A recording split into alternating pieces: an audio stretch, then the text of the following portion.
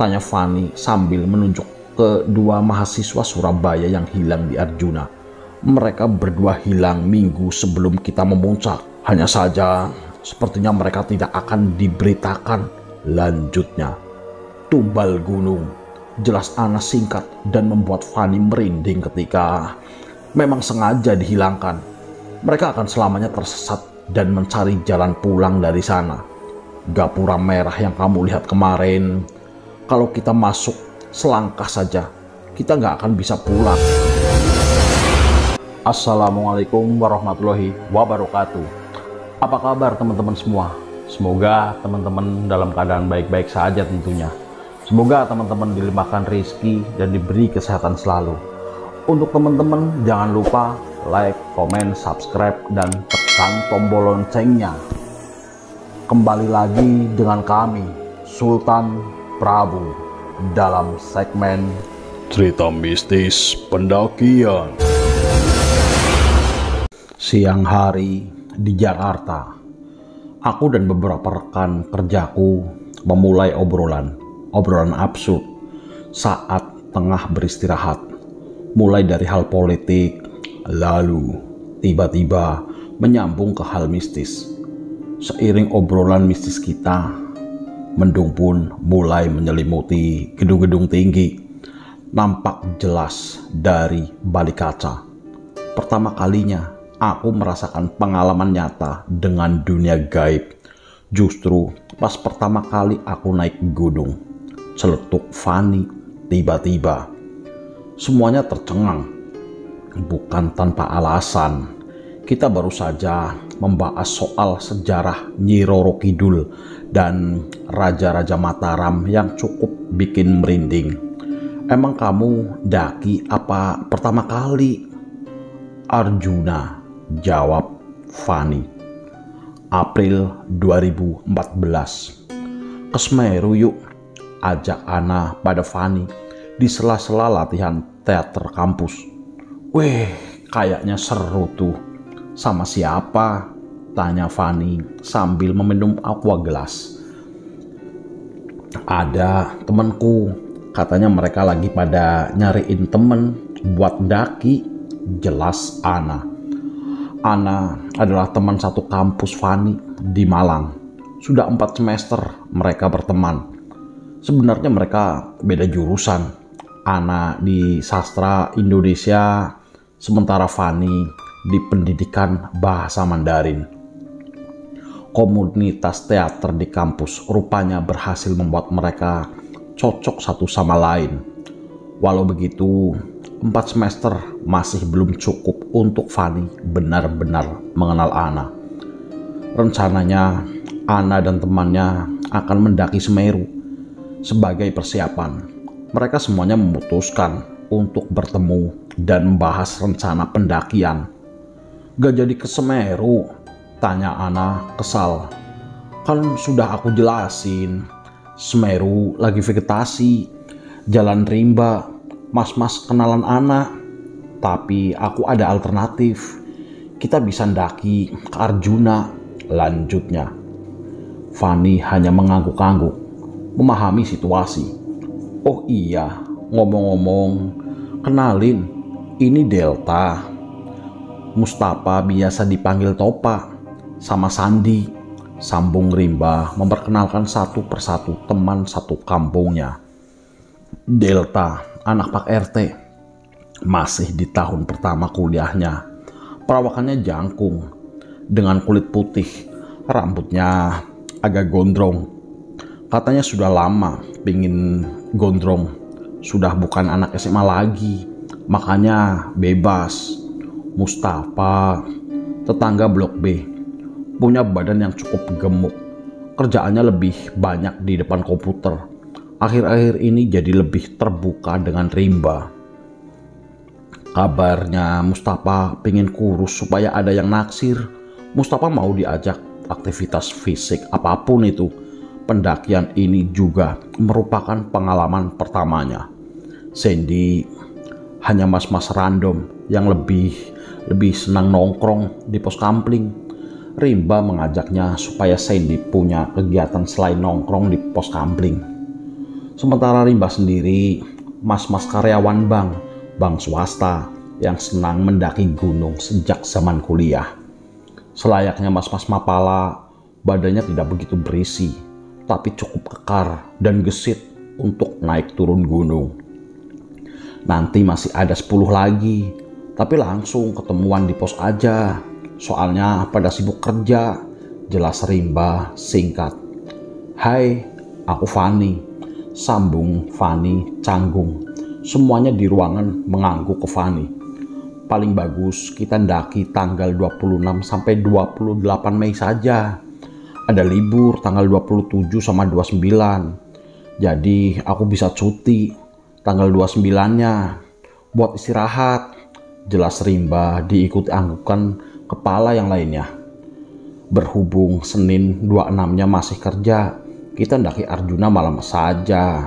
Habis aku pulang kerja, lebih sepi juga, kata Rimba. Enteng, seenteng kalau ngomong makan di warung sederhana aja yuk. Tenang nih, beneran?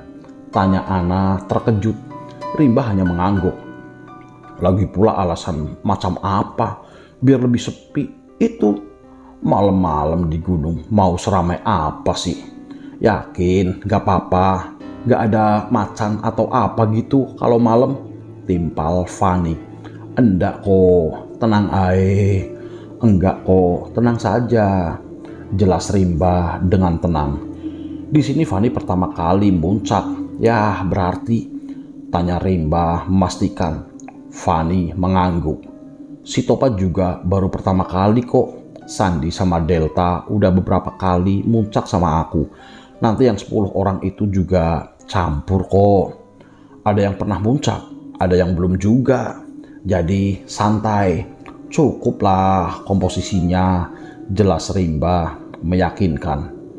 Sudah siap semuanya? Sebelum mendaki, mari kita berdoa menurut kepercayaan masing-masing, pimpin Rimba di depan pos awal pendakian. Semua menengadahkan tangan. Ada pula yang membuat tanda salib. Kami masuk melalui jalur tretes. Suasana malam itu cukup dingin. Kira-kira saat itu jam 7 malam kami mulai mendaki. Kita ada ber-14. Supaya lebih enak, kita bagi jadi 2 regu saja. Regu pertama, aku sama 5 orang yang biasa daki. Cepat, jadi kalian pas sampai di Lembah Kidang bisa langsung istirahat. Tenda nanti biar regu 1 saja yang dirikan, jelas Rimba. Regu 2 berarti sisanya sama Sandy dan Delta ya. Pelan-pelan saja. Kalau ada keluhan atau nggak kuat, kabarin aja.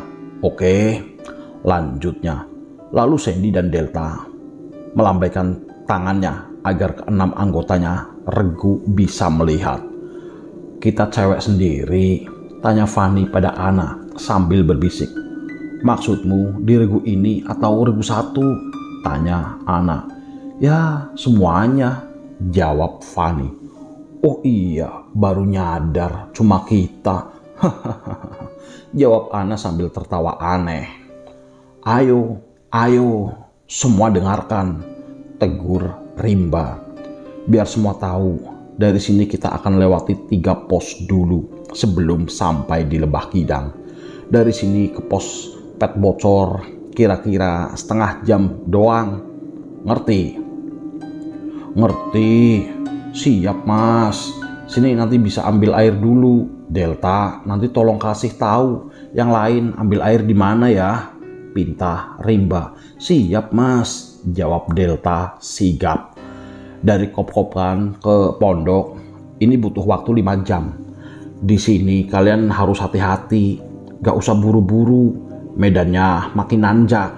Nanti kalau sudah sampai sini kalian bisa istirahat sebentar. Oke? Tanya Rimba dan Rimba memastikan semua mengangguk. Dari pondok ke Lembah Kidang kira-kira butuh waktu 30 menit. Jadi kalau lancar seharusnya kalian sudah sampai Lembah Kidang sekitar subuh jam 4 sampai jam 5-an. Sampai sini paham? Tanya Rimba lagi. Paham, jawab semua orang. Buat muncak nanti kita diskusikan lagi di Lebah Kidang. Jangan bengong, jangan mikir yang aneh-aneh. Regu 1 dan Regu 2 sebenarnya berangkat dalam timing yang sama. Hanya saja pengalaman memang menentukan. Pergerakan Regu 1 benar-benar cepat. Tentu saja Regu 2 harus saling menyesuaikan pergerakan satu sama lainnya. Delta memimpin di depan, sementara Sandy di paling belakang, memastikan semua aman-aman saja. Tidak ada yang aneh selama perjalanan ke Pet Bocor. Beberapa orang berusaha mencairkan suasana supaya tidak begitu mencekam di tengah malam yang dingin di kaki Arjuna. Anna dan Fanny terus mengobrol, membicarakan kegiatan kampus mereka.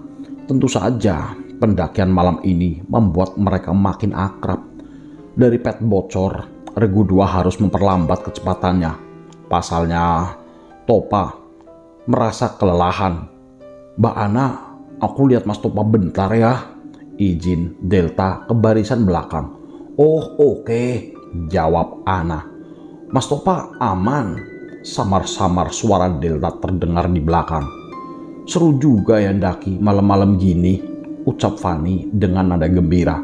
"Gak bakal lupa sama pengalaman kali ini." Ana cuma tertawa mendengar temannya. Saking asiknya mereka ngobrol, ditambah Delta yang mundur ke barisan belakang, mereka sampai lupa kalau mereka sudah jalan lebih jauh dari rombongan mereka. Dari kejauhan, Fanny melihat sesuatu yang menarik. "Wow, ada desa yang di tengah gunung gini," ucap Fanny sambil menunjuk sebuah gapura yang ada di persimpangan. Ana hanya diam melihat temannya yang kegirangan melihat gapura tersebut. Gapura itu memiliki tiang merah yang cukup besar untuk berada di tengah-tengah hutan. Terdapat obor yang menerangi di kedua tiangnya. Tampak dari kejauhan keramaian warga yang tengah beraktivitas. Terdengar suara anak kecil tengah tertawa dan bermain-main. "Kok gak ada namanya dusun ya? Itu Lembah Kidang bukan sih?" tanya Fanny. Ana tidak menjawab apa-apa. Kita kayaknya kepisah dah sama rombongan. Turun yuk," ajak Ana tiba-tiba. Ana dan Fanny bergegas turun dengan mengikuti rute yang sama. Tak selang beberapa lama, mereka melihat rombongan Regu 2. Topa tampak kepayahan. "Ayo Mas, semangat. Kita udah deket loh. Tinggal sebentar lagi," ucap Fanny menyemangati Mas Topa dan beberapa kawan yang kelelahan. "Kalian dari mana?"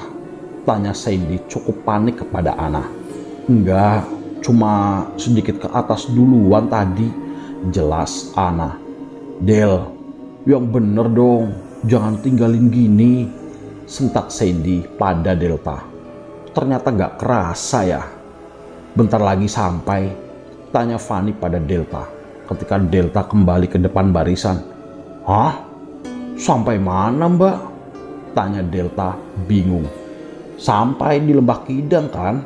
jawab Fanny polos. "Kita aja baru jalan sejam Mbak." "Hah," jawab Delta sambil tertawa. "Oh, berarti yang tadi kulihat dusun doang," jawab Fanny. Delta hanya mengernyitkan dahinya, tidak paham dengan apa yang dimaksud Fanny. Mereka terus berjalan sampai di titik Fanny dan Ana tadi mendahului. Fanny tiba-tiba kebingungan. "Nah, dusun yang tadi kita lihat mana ya?" tanya Fanny sambil menarik-narik baju Ana. "Tadi bukannya di sini ada belokan ya?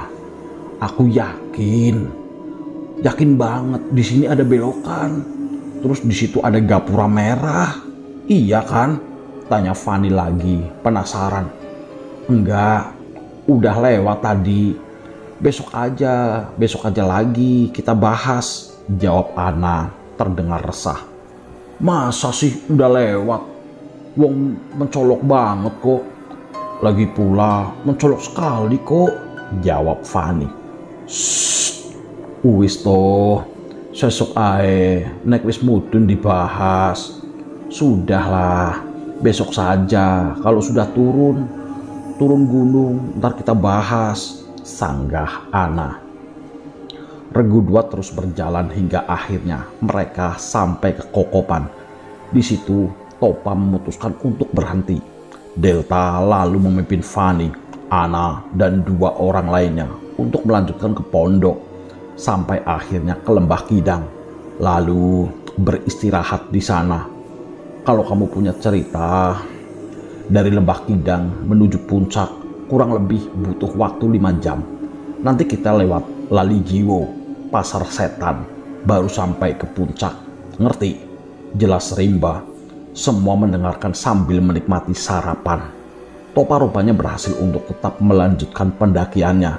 Dengan dukungan dari Sandy, akhirnya mereka ber-14 kembali berkumpul di Lembah Kidang.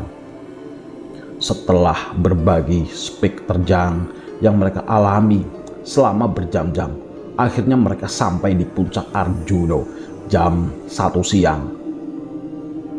Mereka semua menikmati puncak, bergantian untuk mengambil foto dengan rombongan lain.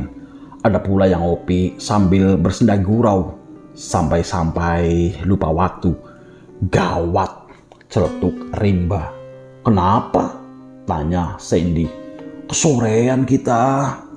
Jelas Rimba. Saat itu sudah hampir jam 3 sore. Seharusnya mereka turun dari puncak sejak tadi, setelah jam 2 siang. Ini tinggal rombongan kita ya? Tanya Rimba. Mereka semua baru sadar kalau benar-benar tinggal mereka ber-14 yang ada di puncak. Tidak ada rombongan lain. Ayo, kita beres-beres. Segera turun, seru Rimba. Tampak tidak seperti biasanya. Semuanya bergegas membereskan sampah dan apapun yang perlu dibereskan. Lalu bersiap-siap untuk turun dari puncak. Semuanya bergegas. Kira-kira sudah hampir jam 6 sore saat mereka baru setengah perjalanan dari puncak ke Lembah Kidang. Dari kejauhan, tampak awan gelap mulai menyelimuti sepanjang jalan. Angin kencang mulai menerjang. Siapa yang bawa jas hujan? Tanya Delta. Aku, teriak Fanny lalu menurunkan karirnya, mulai membukanya. Saat dibuka, Fanny panik. Ia lupa kalau seharusnya jas hujan selalu ada di tumpukan paling atas. Sementara yang saat ini ia lihat adalah peralatan masak dan bahan makanan. Tenang, satu-satu, ucap Sandy ketika melihat Fanny panik. Fanny kemudian segera membagi-bagikan jas hujan ke semua orang. Tiba-tiba saja Rimba berkata, "Semua, ayo baris." Semua kemudian menuruti Rimba sambil memakai jas hujan. Mulai berhitung, instruksi Rimba. 1, 2, 3, 4, 5, 6, sampai 14. Lalu hening. Rimba kemudian mendekati Fanny. Van, coba bantu aku. Sekarang kita ada ber-16 enggak? Tanya Rimba. Fanny balik badan, lalu berusaha menghitung.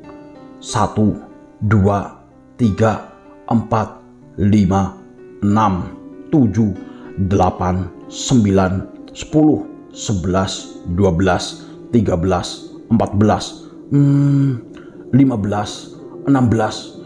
Fanny menoleh ke Rimba.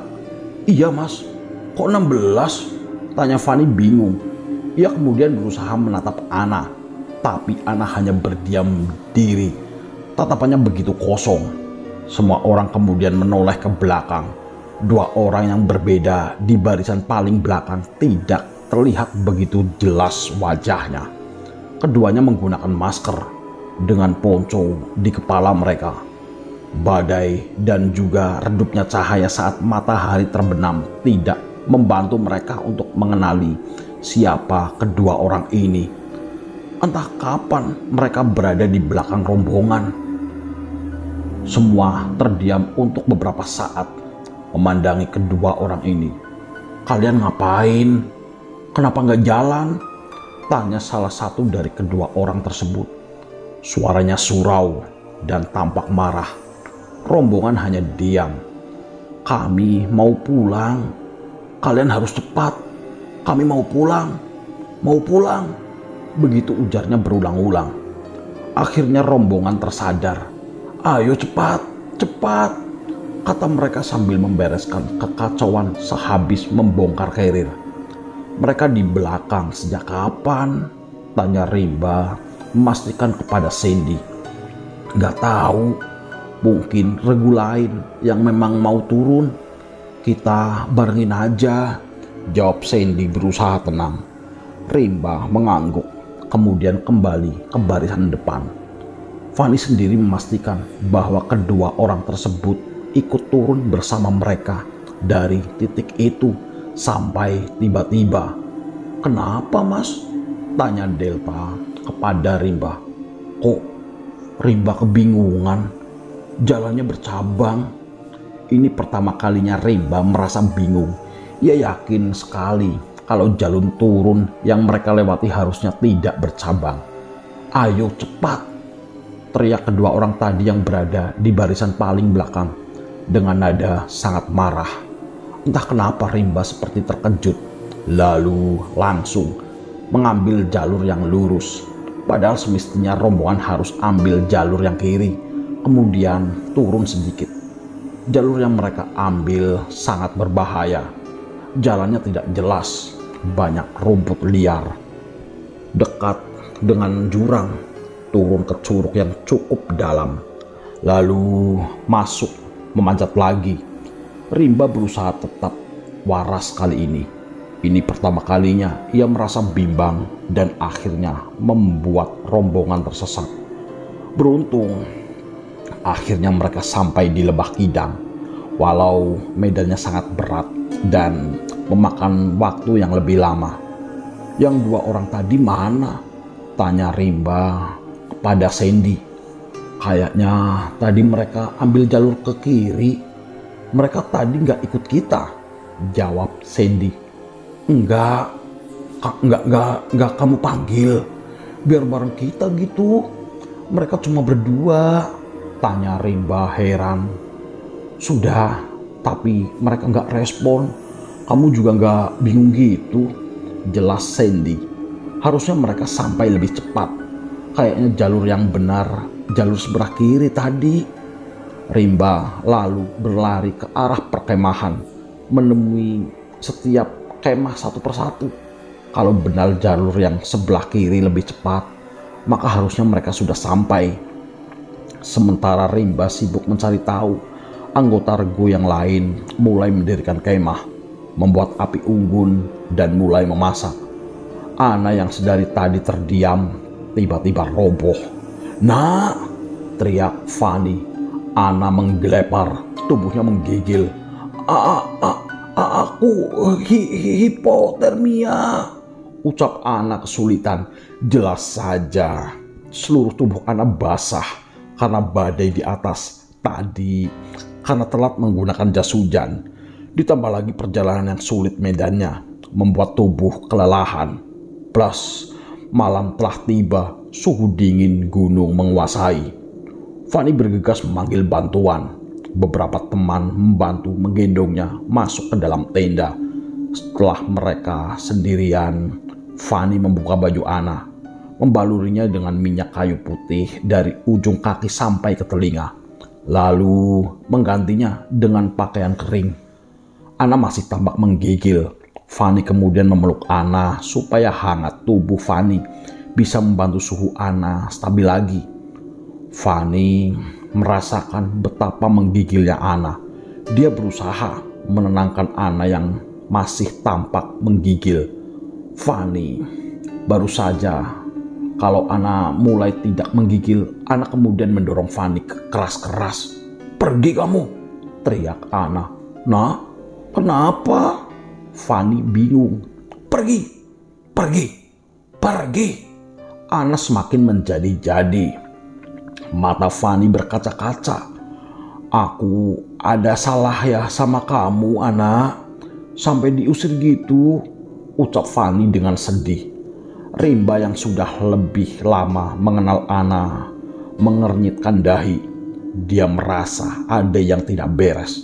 Sebentar, ucap Rimba, lalu ke tenda Ana. Pasti ada sesuatu, jelas Delta. Mbak Ana gak mungkin sekasar itu, katanya sambil menepuk bahu Fanny. Van, sini deh. Rupanya Rimba sudah selesai menengok Ana. Kenapa mas? Tanya Fanny tampak khawatir. Aku mau tanya kamu. Kamu tahu gak kalau Ana... Rimba terdiam. Ana kenapa? Ada sakit bawaan? Tanya Fanny. Bukan. Kamu tahu gak kalau anak itu bisa melihat makhluk halus? Jelas Rimba. Fanny melotot. Mereka tak percaya dengan apa yang ia dengar barusan.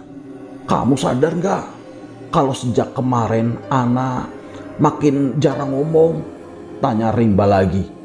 Fanny mengangguk. Wajahnya makin khawatir. Dia bilang, pas kamu meluk dia tadi, di belakang kamu ada sosok hitam bermata merah, kukunya panjang. Ikut meluk juga. Jelas Rimba membuat Fanny terperanjat, lalu menepuk-nepuk bahunya sendiri dengan ketakutan. Terus gimana mas? Tanya Fanny bingung.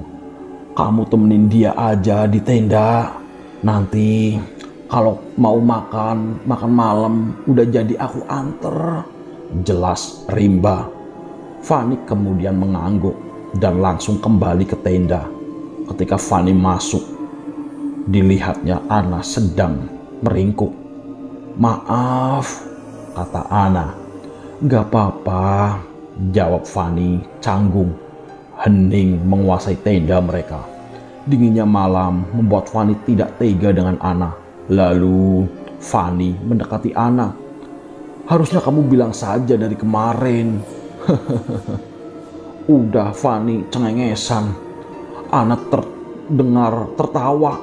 Kenapa dari tadi nutupin wajah? Tanya Fanny lagi sambil memeluk Ana. Aku capek. Aku takut. Aku gak mau lihat apapun itu yang ada di sini. Sekarang, jelas Ana dengan semua terpendam oleh dekapan kakinya sendiri. Fanny memahami rasa lelah Ana, kemudian memeluk bahu Ana dan mengelus-elus agar lebih hangat. Makan malam siap, teriak Rimba dari luar tenda. Bentar ya, aku ambil makanan, nanti aku suapin. Mau? Tanya Fanny. Ana mengangguk lemas. Fanny kemudian keluar menghampiri Rimba yang ada di dekat api unggun dan baru saja menyiapkan makanan untuk diantar. Loh, kok kesini? Kan udah aku bilang nanti aku anter. Tanya Rimba.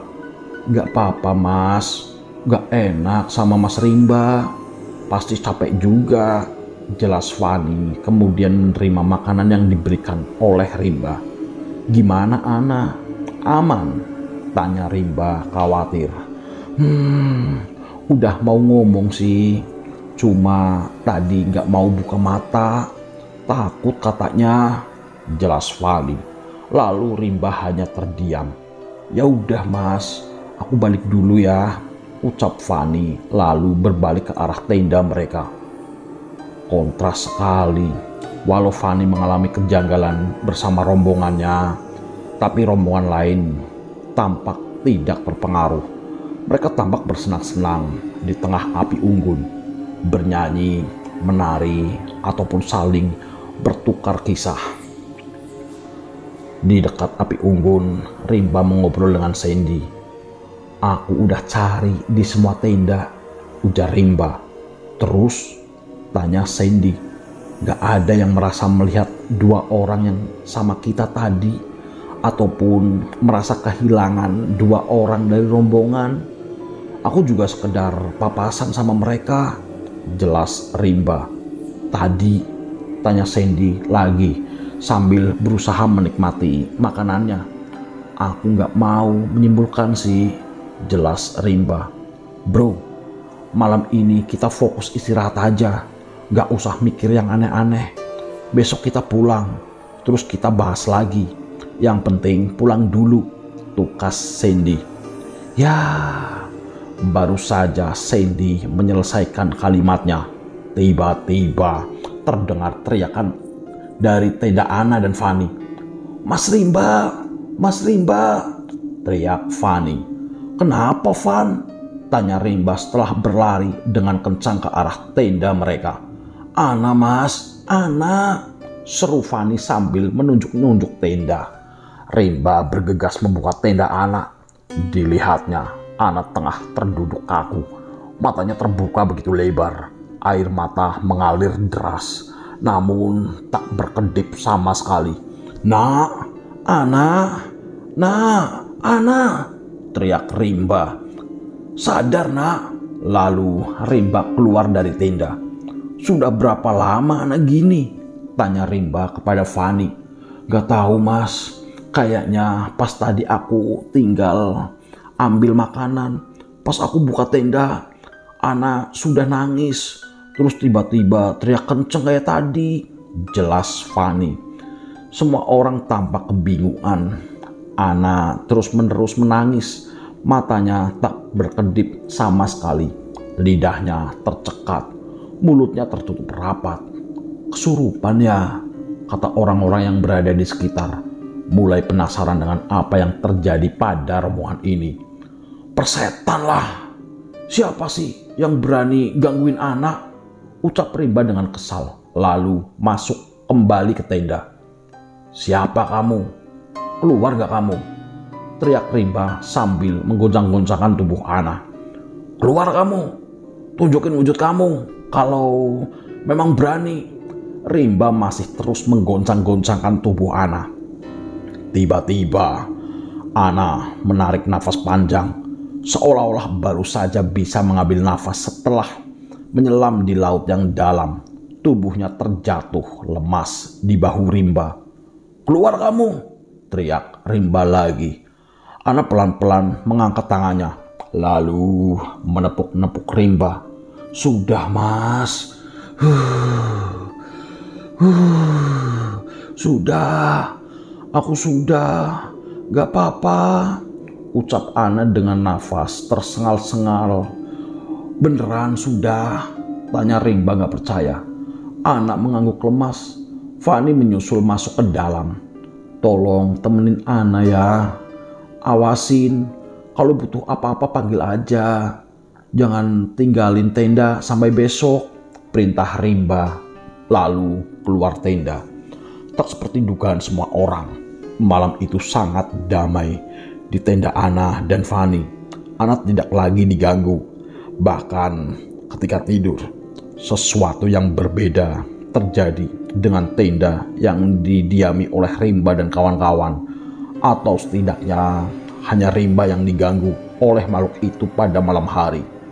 Dari balik tenda, Rimba tahu betul ia melihat bayangan sosok yang besar menatapnya dari atas, memaksanya untuk terus membuka mata. Entah mengapa, Rimba pelan-pelan melihat mata makhluk itu dari balik tenda. Esok paginya, ketika akan melanjutkan perjalanan pulang, semua heran. Rimba yang terlihat paling semangat sejak kemarin, kini wajahnya pucat, matanya merah. Semalam dia ditungguin, jelas disingkat. Namun semua orang paham penyebab Rimba seperti itu. Hari itu akhirnya mereka turun Gunung Arjuno dengan selamat.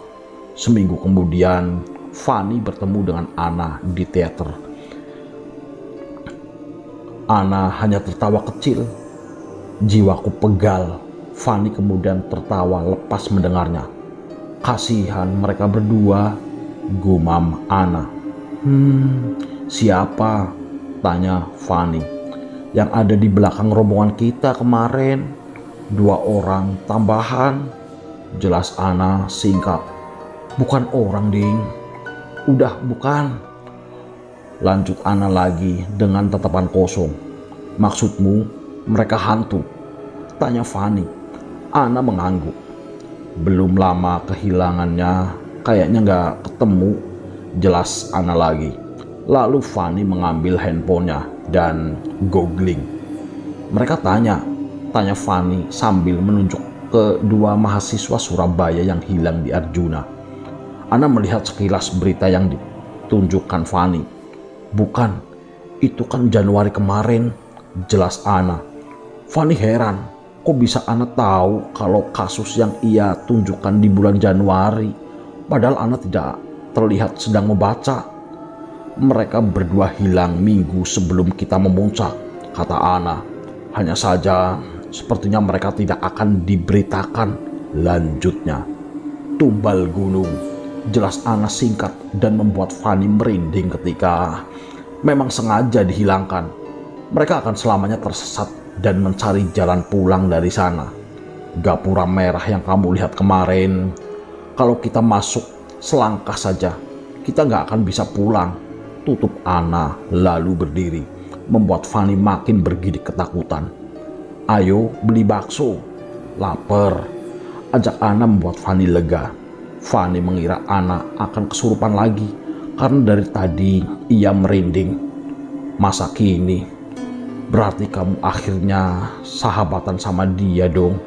Tanyaku pada Fani. Iya mas, sampai sekarang, jawab Fani. Setelah itu masih banyak kejadian dong? Tanyaku lagi. Tutup Ana lalu berdiri, membuat Fani makin bergidik ketakutan. Memang benar, saat itu bukanlah kali terdengar Fani melihat Ana berhubungan dengan dunia lain. Masih ada kisah-kisah yang lain Fani dan Ana alami.